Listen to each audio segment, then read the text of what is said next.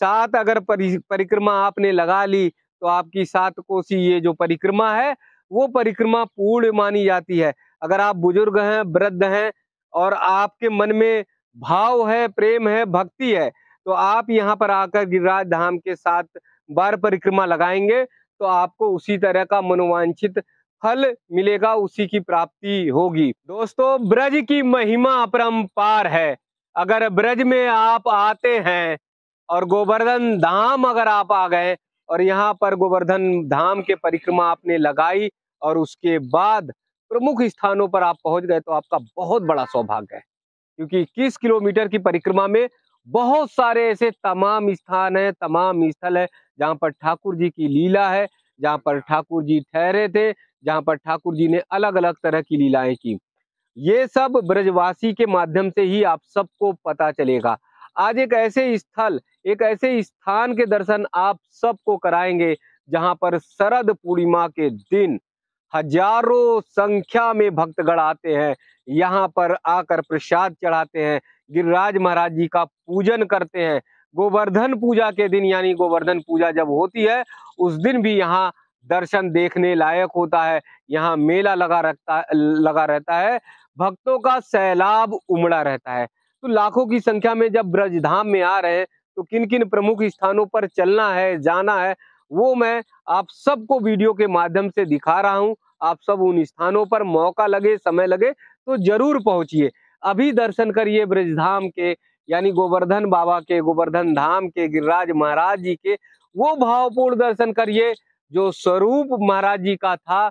और आप सोचिए, आप सब अंतर मन में ध्यान रखिए कि कन्हैया ने, बाल स्वरूप ठाकुर जी ने कैसे इतने विशाल काय गिरिराज महाराज जी को अपनी उंगली पे, मात्र का एक उंगली पर धारण किया होगा।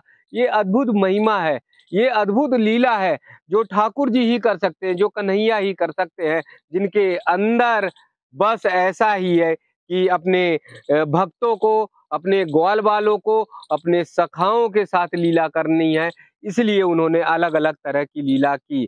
तो चारों तरफ देखेंगे विशालकाय स्वरूप आपको देखने को मिलेगा गिरिराज धाम का।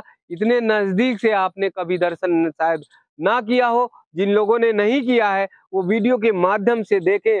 हर तरफ गिरिराज धाम जी हैं, ऊपर बहुत ऊपर जा सकते हैं, वहां तक चढ़ सकते हैं, लेकिन बस यहाँ से दर्शन करना पावन पवित्र है, पुण्य है।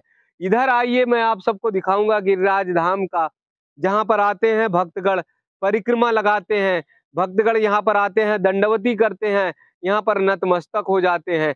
7 अगर परिक्रमा आपने लगा ली तो आपकी 7 कोसी ये जो परिक्रमा है वो परिक्रमा पूर्ण मानी जाती है। अगर आप बुजुर्ग हैं, वृद्ध हैं और आपके मन में भाव है, प्रेम है, भक्ति है, तो आप यहाँ पर आकर गिरिराज धाम के 7 बार परिक्रमा लगाएंगे तो आपको उसी तरह का मनोवांछित फल मिलेगा, उसी की प्राप्ति होगी।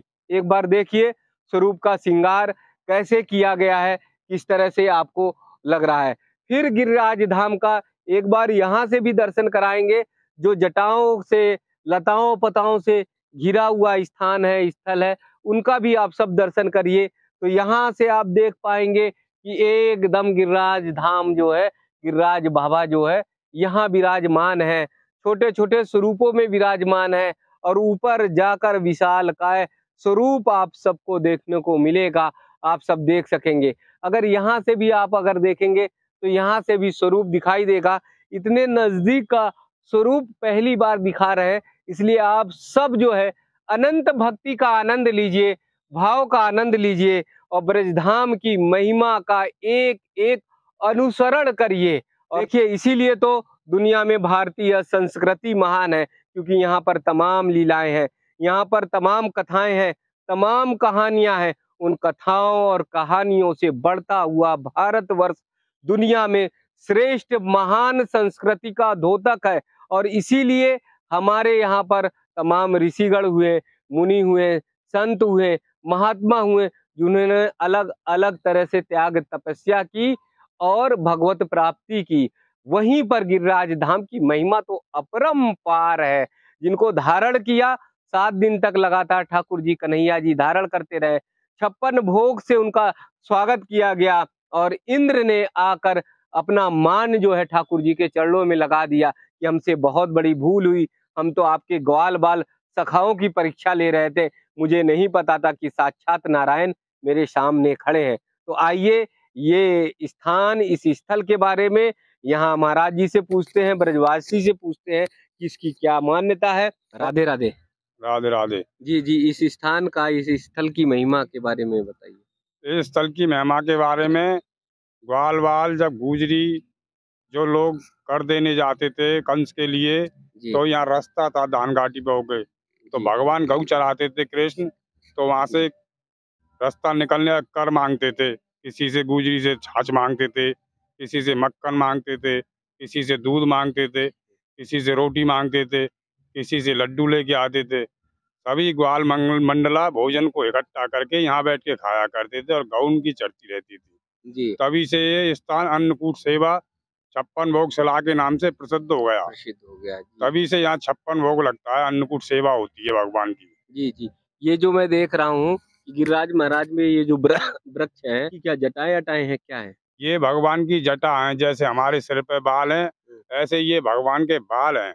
और ये जितने भी पेड़ हैं, में हम देख रहे हैं कि चारों तरफ ऐसे ही पेड़ पौधे मिलेंगे आपको। नहीं तो पर्वत पहाड़ों पे मिलते हैं, तो ऐसा तो नहीं कि ये और पर्वतों पे नहीं मिलेंगे, खाली नंदगाम, बरसाने, याद बद्री और गोवर्धन, इन्हीं पर ब्रज के पर्वतों पर मिलेंगी ये जटा, ये पेड़ जो है जटा, और किसी पर्वत पे नहीं मिलेंगे।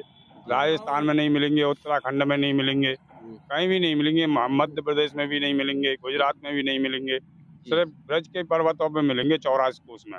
84 कोस, हाँ, 84 कोस की परिक्रमा में मिलेंगे ये वृक्ष। जी जी जी, और कहीं नहीं मिलेंगे। जी जी, ये स्थान कौन सा है? ये 56 भोग बिहारी के नाम से प्रसिद्ध है ये स्थान। जी जी जी, यहाँ भगवान ने 56 भोग बैठ के खाया था, ग्रहण किया था। हाँ, यहीं जी, मान्यता है 56 भोग लगने की, यहीं 56 भोग लगता है शरद पूर्णिमा पे, गोवर्धन पूजा वाले दिन। यहाँ एक प्रसिद्ध समाधि और है संत गया प्रसाद पंडित जी की, जो गोपाल जी इनकी गोदी में खेला करते थे प्रकट होके। जी जी, 108 वर्ष की आयु में उन्होंने शरीर छोड़ा अपना, उनकी सामने समाधि लगी हुई है। जी जी जी, जैसा ये बताया महाराज जी ने, ये बताया कि यहाँ पर ये स्थान जो है, यहाँ पर 56 भोग लगता है। हर भक्तगण जब भी आते हैं तो यहाँ पर दंडवती करके, महाराज जी का पूजन करके, गिरिराज महाराज जी का पूजन करके यहाँ पर 56 भोग के प्रसाद करते हैं और भक्तों को भी दान पुण्य करते हैं। तो जहाँ जहाँ पर ब्रज में एक एक कदम, एक एक पग आप बढ़ाएंगे तो कहीं ना कहीं आपको ठाकुर जी की लीला, ठाकुर जी का महत्व, ठाकुर जी का भावपूर्ण दर्शन जरूर होगा। तो जब कभी परिक्रमा लगाने आए तो यहाँ पर आकर आप गिरिराज महाराज जी का दर्शन कर सकते हैं, 56 भोग का प्रसाद लगा सकते हैं और आशीर्वाद भी ले सकते हैं।